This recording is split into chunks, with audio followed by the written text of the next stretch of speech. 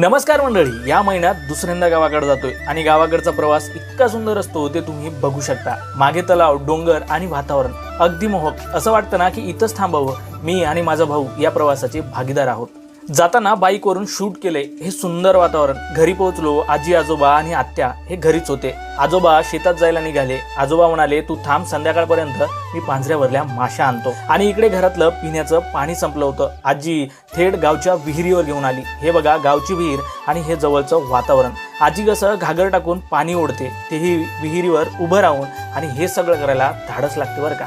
हवं तितकं पाणी घेतलं आणि निघालो घराकडे, तेही बोलत बोलत। बऱ्याच वेळानंतर आठवलं घरी सांगायचं राहिलं पोहोचलो म्हणून, पण मोबाईलला नेटवर्कच येईना। मग घरामागील टेकडीवर उभं राहून नेटवर्क शोधत होतो, पण ते काही येईना। पण जाऊ द्या, हे कसं गावचं वातावरण बघा, कसं एकदम मोहक असं।